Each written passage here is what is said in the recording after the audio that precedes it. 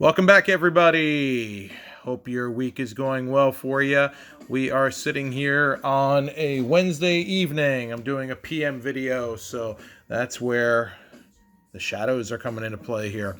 Normally, I try to film during the day when the shadows really aren't at play, but had to go into the office today, so can't do these in the afternoon on Wednesdays. Got to do them in the evenings, and I didn't want to keep you guys waiting too long without a video, so that leads us to where we are today. 2 returns. So, to be fair, I gotta be honest. One of them came in yesterday. One came in today.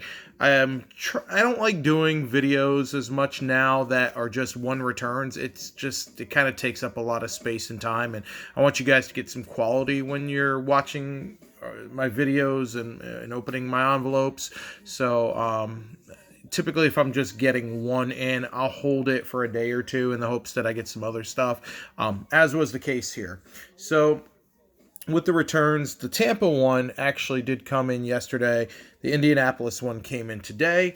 Tampa, pretty much anything out of Central Florida, I don't know what the heck it is because there's so many guys that are just kind of clustered down there that I'm sending to, and I have no idea where the postal, I guess, regional centers are, so I don't know.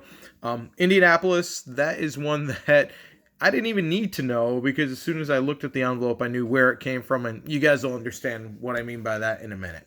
So let's go ahead and move on, and let's see what we got today. So I'm going to start with the Tampa envelope. One of the things that stood out to me is when I kind of grabbed the envelope, it feels like it's got something larger in here. So I don't know if maybe that's it could be a price list. It could be something extra. Could be a note of some sort. I don't know. The only thing I do know is it's a more recent return. So let's see what we got here. By the way, I know I mentioned a while back about these self-seal envelopes. I love them. I think they're great, and they really don't cost more than regular, and they've been very beneficial. I'm sure guys also do like not having to lick envelopes, especially here in the COVID era. All right, so nice return. We're getting started off with some more New York Mets flavor, which seems to be a theme lately. Greg Pavlik. So Greg was a coach for the Mets throughout some of those glory years there in the late 80s, and he coached with them going into the 90s as well. So I had some cons cards that were left unsigned. The first two, actually, I had signed a couple years back.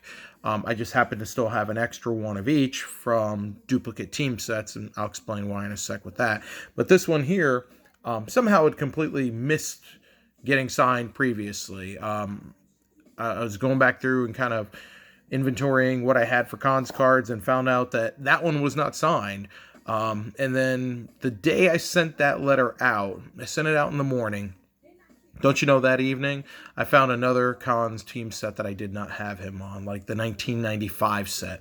So I may have to send back out to him one more time. But along with the 3 cards, we got a little bonus here. We've got a signed postcard. So that's pretty darn cool. And he's signed it with the inscription for the 86 World Series champs. I have never gotten one of these from a Mets player before, so this is kind of neat. And just so you can kind of see the back of this here, Barry Cola photography, that's been around for a long time. So this is actually an old period piece. So this was from back in the probably late 80s, early 90s, somewhere around there, and that's definitely Shea Stadium background. That is not any City Field background. So I would probably put this probably like around 88 or so if I was going to take a guess with it. But very cool. You guys have seen every once in a while I will get some bonus things from people. So this is really neat. So very cool start to the day there. So the 3 of 3 signed plus 1 bonus. So awesome with that. Yeah, so with the con sets, before I move on to our Indianapolis return here, with the con sets, what I found is online, I didn't get any of them when these originally came out in the 80s and 90s. I've gone through and bought them myself over time, and some I've been able to pick up at local shows, but for the most part, I've picked up my sets on eBay. And what I found is that, guys are selling multiple sets at once if you look around enough, and typically with the combined shipping, it's an extra 50 cents for an extra set or something, and the sets only go for a couple of bucks. So in some cases, I opted to just buy a couple of sets just for reasons like this. If I'm doing a TTM, I don't have to be scared of sending out my only copy of a card and then never coming back. If it's lost, no big whoop, I've got an extra. So with Pavlik, I had sent out to him a couple years back and got the first two signed. So I still had a couple of extras, so it's like, what the heck, might as well go ahead and send them out. But I think what I'm going to do is maybe send him a follow-up letter and just kind of say, hey, Greg, got the letter, got the additional postcard. Much thanks to you for that. I found I had one more cons card to sign to kind of encompass everything that you had with the Mets. If you could please sign it for me. And I'll toss in, I've still got a couple of extra cons cards unsigned. I'll just toss those in for him and just let him keep them. Just a small way to say thanks, because he is chill about it and has signed for me. And that was a quick return, no more than like 7 to 10 days. It was like that quick. So just a little bit of insight there as to what I'm going to do. So hopefully we'll have another video here in a week or two with our final success that we need with Greg Pavlik.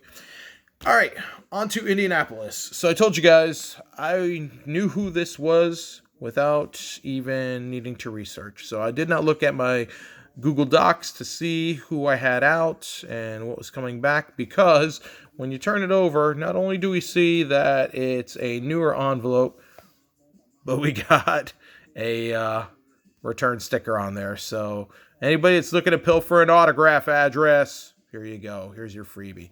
Just kidding, guys. If you need an address on something that you've seen, just hit me up. I'm happy to send something out to you. Not a problem. All right. So what we have here is we've got a piece of paper to go along with this. So let's see what we got here. All right, cool. We actually got a nice little personal letter here. We'll talk a little bit about what we got.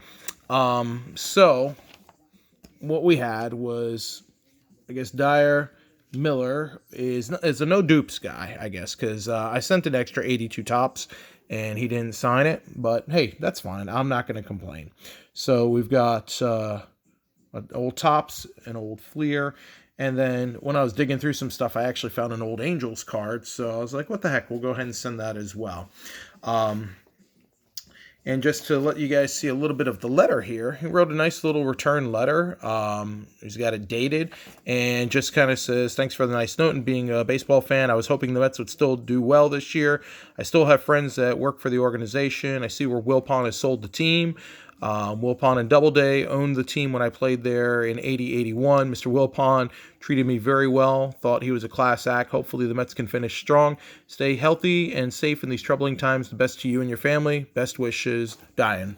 So that's way cool. I mean, just that added little personal touch to it is really, really neat. And, I'm seeing, especially with some of the older guys, and I shouldn't even say old. I mean, he played in the 80s and the 70s. Not really that old. But for guys that are not current players, we'll say, guys that have been around for a bit, they tend to be really appreciative of fans that actually send them a personal letter, not just, hey, I'm a fan, can you sign a card for me? I never do that. I always try to make sure to put something personal in there. With some of these old Mets that I've been writing to, legit, the first game I ever went to was at Shea Stadium in 1982.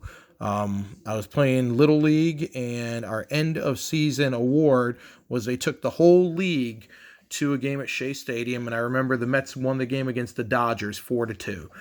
That's how I became a Mets fan, was actually, in my youth, going to a game at Shea Stadium. It was the first Major League game I've ever been to, and I remember, God, we were so high up. They got us the absolute nosebleed of nosebleed seats, and I remember as a little kid thinking, wow, if I fall down off of these stands, I'm going to die. So what a memory to have. But that's kind of how it started for me as a Mets fan. And I've been trying to go back and get some of these guys from the 80s that were kind of in that era right when I started to become a fan. And fortunately, I've had some really good success with that. So to recap for the day, 2 sent out, 2 returns. Dyer Miller, 3 of 4, did not sign the duplicate. Totally fine with that. Greg Pavlik, 3 of 3, plus the bonus there that he threw in. So for the day, 7 autographs altogether. Lots of interesting stuff that got sent out this week, since this is the first video of the week. Really kind of stepped outside of the normal of what I send out, including some non-sport stuff and some non-traditional sport, we'll say. So we'll see what comes back here over the next couple of weeks. Hopefully we get some returns. But as always, everybody, thanks so much for watching. I do appreciate it. Keep the comments coming. As you guys know, I try to reply to every single comment that comes in. Just give me a day or two sometimes, just because I am still working, so sometimes things get busy. But I always appreciate it, guys. Thanks for watching. Enjoy your day, and we'll talk again soon.